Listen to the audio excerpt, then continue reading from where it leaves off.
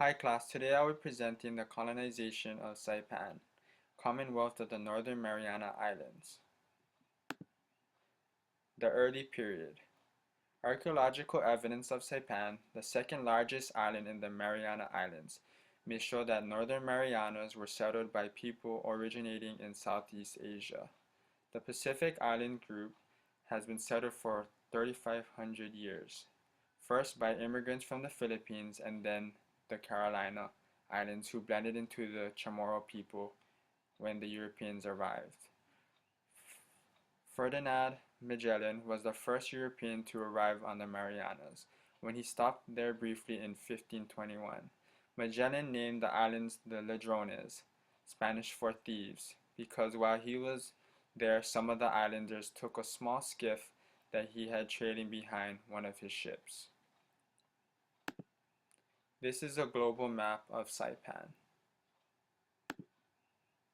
Okay, Spanish colonial rule. The permanent colonization of the island began with the arrival of the priest Diego Luis de Torres in 1668.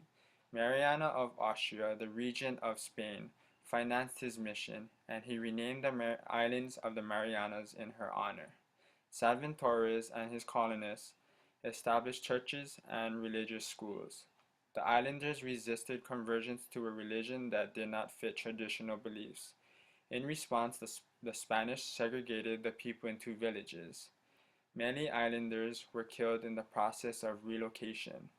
Others died from the spread of diseases, further decreasing their population. In 1680, the Spanish sent reinforcements led by Jose Quiroga, who was the interim governor of the Marianas from 1680 to 1696.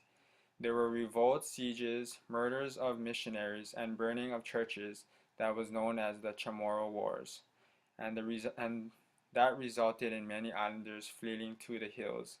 In reprisal, the entire native population was relocated from Saipan and Rota in the Northern Marianas to the islands of Guam. Finally, the Chamorro people took the oath of allegiance to the King of Spain, accepted Spanish customs, and began to wear Western-style clothes, cultivated corn, and eat red meat. Some of the cultural traits that the Europeans associated with higher civilization. Artisans were sent to the villages to teach sewing, spinning, weaving, tanning, iron forging, stone masonry, and other crafts.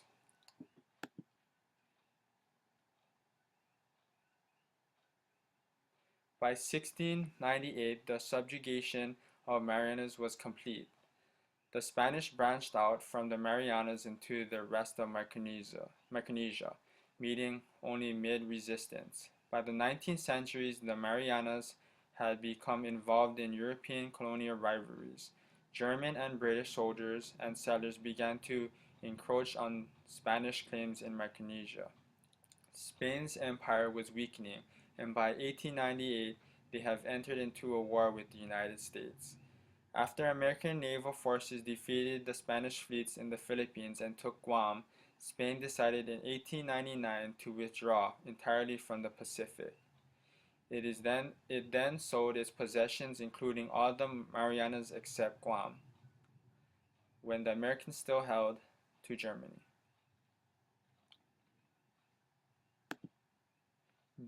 German and Japanese control. The Germans established an administrative center at Saipan, which had served as the seat of the Spanish administration after American captured Guam in 1898. This period marked the permanent division between Guam and the Northern Marianas. Schools, a hospital, and other public buildings were erected in the Northern Marianas, and colonists were encouraged to immigrate from Germany. Large coconut plantations were started, as were other agricultural projects. Copra production was the main German agriculture interest. German control in the Northern Marianas ended abruptly with the outbreak of World War I. In October 1914, the Japanese gained control of the Northern Marianas and the rest of Micronesia. Japan's authority for the seizure was based on several secret agreements with the British designed to keep the peace in Asia in the event of this war. After World War I, Japan received the Northern Marianas by the terms of the Treaty of Versailles on June 28, 1919, and then later as a mandate under the League of Nations on December 17, 1920. The United States, which continued to hold Guam, recognized this mandate on February 11, 1922. Japanese rule in the Northern Marianas was direct and allowed the islanders little part in local governments. The basic law of Japan were extended to the islands with only a few modifications to meet local conditions. Formal education facilities were restricted, with emphasis placed on learning the Japanese language. Public health conditions, however, were improved, and hospitals were established.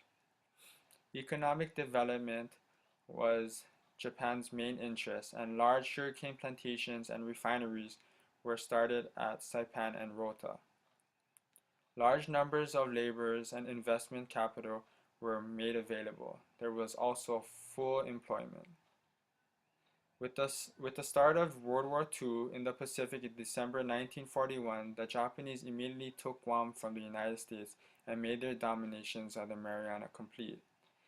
In 1943, U.S.-led Allied forces began to reduce Japanese strength in Micronesia, and in June to July 1944, the Marianas were neutralized, with the recapture of Saipan, Tinian, and Guam. The three islands then became Allied bases for the bombing of the Japanese home islands. The atomic bomb dropped on Hiroshima and Nagasaki were flown from the air base at Tinian. This is the pictures of the different allies of Saipan. United States control. The U.S. invasion of the Marianas during the war destroyed the Japanese created economy in the islands, and after the war the United States began the task of rebuilding. In 1947, President Harry S. Truman signed an agreement with the United Nations to administer the Northern Marianas as a district within the Trust Territory of the Pacific Islands in Micronesia. Responsibility for the civil administration was given to the U.S. Navy. Then on July 1, 1951, following the signing of the peace treaty with Japan and renouncing of all Japanese claims to the Northern Marianas, responsibility for the UN trusteeship was transferred to the U.S. In 1973, the Northern Marianas began separate negotiations with the United States that led to the Commonwealth status in association with the United States in 1975. The new government began operations under its own constitution in January 1978. Residents of the Northern Marianas became U.S. citizens. The United States declared the trusteeship officially ending on November 4, 1986. On that day, an agreement established that the Northern Marianas would exist in political union with the United States, with the U.S. administering federal funds allocated to the Northern Marianas. In 2008, the Commonwealth elected a delegate to the U.S. House of Representatives for the first time. The delegate could introduce legislation but only voted in committees. Beginning in the late 20th century, the Northern Marianas became a place of garment manufacturers. The Commonwealth was exempt from many of the labor standards of the United States and from provisions of federal immigrants and nationality law. As a result, factories imported workers from China, the Philippines, and other Asian countries without restrictions, and maintain poor working conditions, described as the sweatshop. After international attention focused on the exploitations of workers, the U.S. government enacted minimum wage legislation in 2007 that encompassed the Northern Marianas for the first time, and instituted other measures to improve conditions. Tax breaks were also created to offset the economic impact on small businesses. Industry suffered from increased competition from China and other countries where labor costs remained lower. In addition, several typhoons damaged the infrastructure and caused widespread property damage in the islands. This is different people working at the garment factory.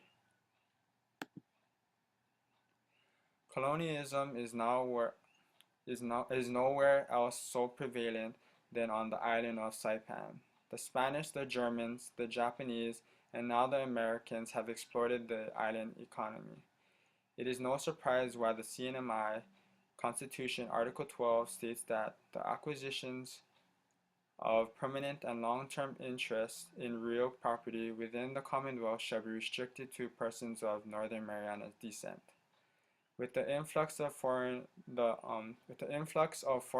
and the conditions of the U.S. garment factories, an environment was created where islanders felt the need to protect their customs and